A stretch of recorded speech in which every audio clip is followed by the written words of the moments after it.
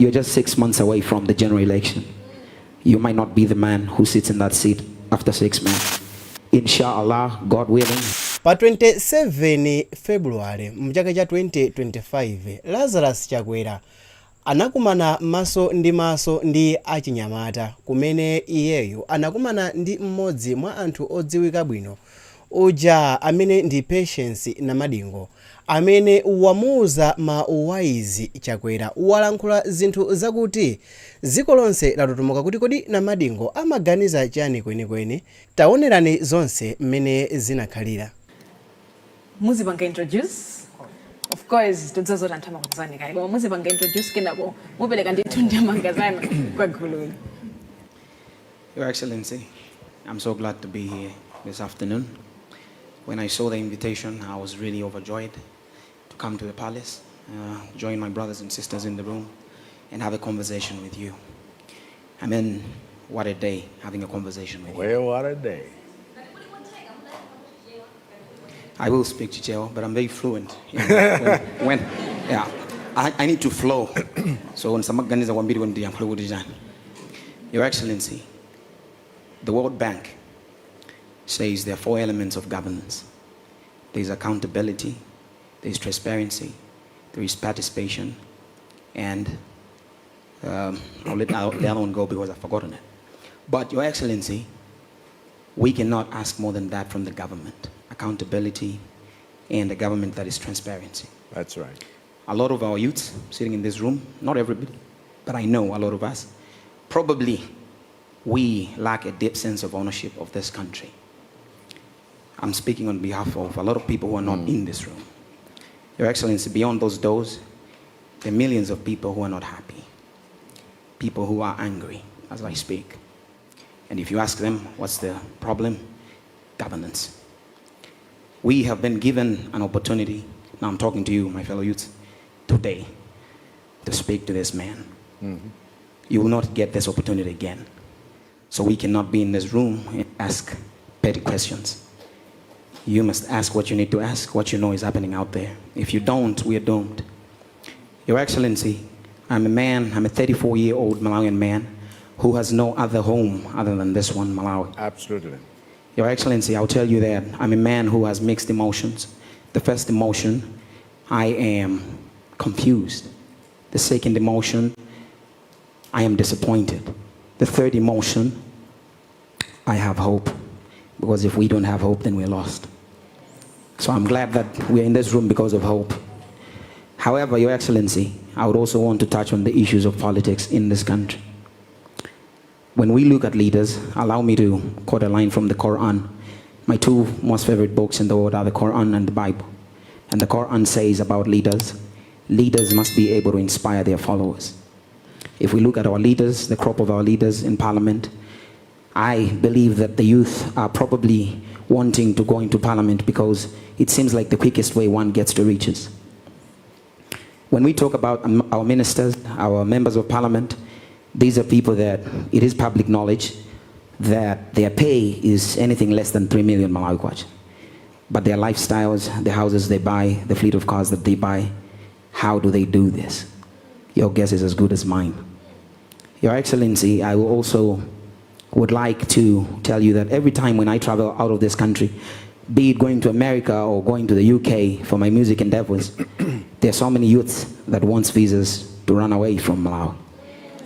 I cannot be proud to live in a country where every youth that I meet wants to run away. And Your Excellency, finally, allow me to quote the Bible. In the Bible, in the book of Luke, chapter 7, verse 22, there's a story of a man, John the Baptist. John was in prison and he sent his 2 disciples to have a conversation with Jesus. And in the conversation, they asked Jesus a simple question. Are you the one, or we should wait? And Jesus responded. He said, go and tell John what you've seen. The dead have been risen. The lame can walk. The blind can see. He did not say, I am the one. Your Excellency, if we ask you the same question, are you the one? You should be able to just show and not explain.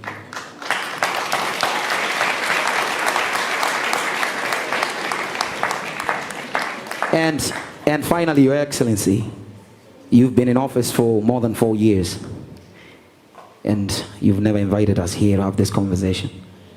I will say from the deepest part of my heart, we should be a people who are courageous and not afraid to ask the right questions in a room like this one, because we will not get this opportunity again. Your Excellency, you're just 6 months away from the general election. You might not be the man who sits in that seat after 6 months. We are having a conversation with you.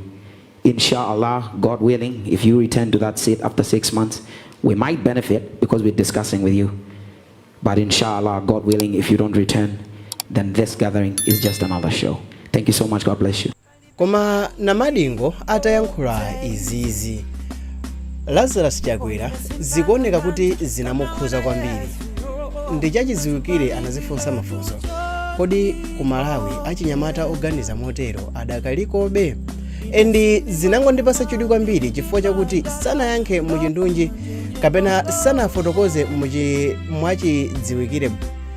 Zinangondikhuza chifukwa chakuti sanafotokoze bwino ngati mmene anthu ambiri ankaganizira kuti mwina mwake mkuluyi ayankhulapo kwambiri pa zokhuza zimene zinayankhula Patience Namadingo, chifukwa chakuti m'malo mwake anayankhula zotere.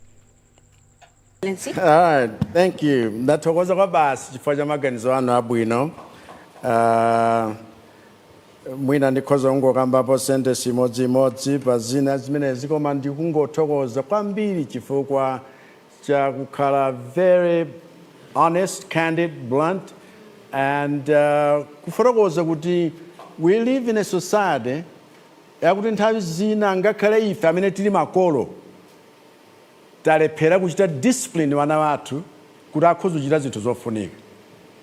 Chifukwa chitsanzo wamaliza nacho uyuchi nchakuti responsibility yochita raise family si government, koma timafuna kuti government ilowerere pamene paja. Nchifukwa mmavutika ni malamulo woti mwina wangoyikidwa kufuna kuchita regulate wanthu, koma culture yakuti tasiya zonse, even osakondanso m'dziko lako lomwe. A sense of patriotism is gone. A sense of accountability is gone. Some of us refused to be pinned down by Afro-pessimism. We said, however bad it is, we will try and make a difference. Nchifage, ngakhale koyambira komwe, panopa, tidapeza tikuthandiza 10,000 university students. Now, tikuthandiza fees over 30,000 university students.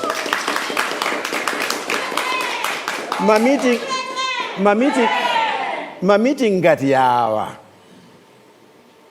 Mukhoza kuwaona ngati format nkuyamba. Koma ndayenda dziko lonse lino kumakumana ngakhale ndi mavenda pamsiwo, umakumana ndi ndani, ukumana ndi magulu osiyana-siyana at their places. And so zina zimene takhala tichita implement chifukwa cha ma-idea amene timakhala nawo tikamakumana ndi anthu. This format, town hall meeting. This format is a new one. Koma sikuti nkuyamba. Ine ndi achinyamata ni ketekete. Nchifake ndikapita ngakhale ma university, nthawi zina ngakhale kungopita mwina graduation kwakuti. Ndaona zitsanzo za achinyamata amene amayimirira nkulankhula kuti ife kupyole mwa maphunziro wathu ndi zimene takachita kumudzi lero ndili pakuti ndikulemba ntchito wakuti zugwira zinthuzi. Nthawi zina nchifukwa chake kuti tikungofuna ngati sikadachitike kakuti ndiye kuti sizidachitike chilichonse. Kamtima kamene konso nkofunika kuti katithandize. Ine nthawi zina ndali ndi wachinyamata wina atabwera akuti munithandize, ndayesera zonse palibe chikugwira. Ndiye ndati apepa mwananga, tandiuzako zinthu zitatu zimene wayesera njani, nkuona kuti ausowa nchone nachomwe. Ndikuti ayi mafunso ukhoza kukhala ndi mayankho iwe, tiye tiganizire limodzi ma possibility ndi amtundu wanji. Nchifukwa chake tichita zimenezi. muja naperekera chitsanzo cha achinyamata amene akugwira ntchito kulinga damu. Chitsanzo china achinyamata wena na apprenticeship kwa Dzombe kudowa akugwira ntchito zotamandika. Achinyamata wena ali ndi mafarm akuluakulu pano pa akulemba anzawo over 120 chifukwa chakuti zimene adayamba potere. The young shall grow. Akufika potere. NIF kale kudali ngongole osiyana-siyana zachinyamata kubweza zimavuta mtundu wonse chifukwa anthu amangozitenga ngati anzandale tilakuvoterani ndiye mutipatse. Lero NIF has the highest percentage ya achinyamata amene akubweza. Over 70%, kale simafika ni 20% yomwe mukapereka ngongole ku anthu. Ngongole izi tsopano zikukhala revolving kuthandiziraso wena kuti zawo ziziyenda. Pamene sinachite bwino tiye tipeze zifukwa zake. Nchifukwa ndikufuna kuti somuzilankhula bwinobwino kuti apa mtakoza apa zikhoza kuthandiza, apa mtakoza apa zikhoza kuthandiza. Nchifukwa tutumikirana. Nchifukwa mwayitanidwa kunoku kuti inunso mkambepo maganizo anu. Nthawi zina kungokhala ndi Mubas, kapena kungokhala ndi Unima, kapena kungokhala ndi Ruwana, sizithandiza koma tichulutse maganizo wonsewa abwere pamodzi alumikizane ndimve zimene zikuvuta zinziti. Nchifukwa ndimatenga manotsi kuti zinithandize. Zikoma kwa basi. Your Excellency, paliso funso linatu mongokumbutsana makamakaso kwa anthu amene atiwonera pa social media mukhoza ndithu muli ndi mwayi ndi mpata tsiku ayeroli anakambaso kale Namadingo zokuti tsiku ayeroli mafunso athu mafunso osiyanasiyana amene tinawo ndi mpata wokuti tikhoza kutani kuti tikhoza kupereka pa Facebook, pa WhatsApp number ija ndi imene inaperekedwa pa X iso mpata watani kodi mpata watipatsidwa komanso achinyamata usa amene tili munomu mwaiso ndi umeneso tikhoza kufunsa mafunso osiyanasiyana, not just questions. This is not about the state president just answering questions. Monga nena kale kuti we are bright and innovative people. Different amene tingapereke my ideas, my solutions iso kuti Malawi ino yende ngati tikuona zoti pena pake sizikuyenda bo ife ndi imene tingatani kodi tingabwera solutions amenewo. Ndikaona so pa tsamba lathu la mchezo tsamba lathu la WhatsApp naona so mafunso osiyanasiyana ndi funso ochokera kwa Mayeso John Kalinde kuchokera kunchewu atiwawa kumpando.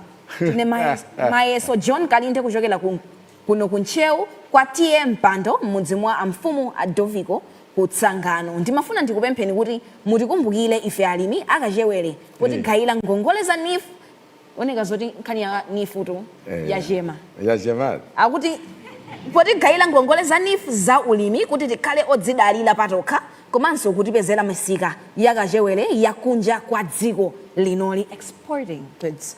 Pomaliza ndikuthokozanso chifukwa ndikudziwa kuti mmene ndakudziwitsilanimu muchitapo kanthu zikomo.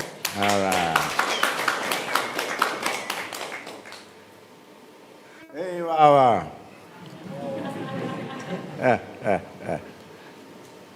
Chifukwa tu ukakamba zakachewere kanyezi ndi zinazo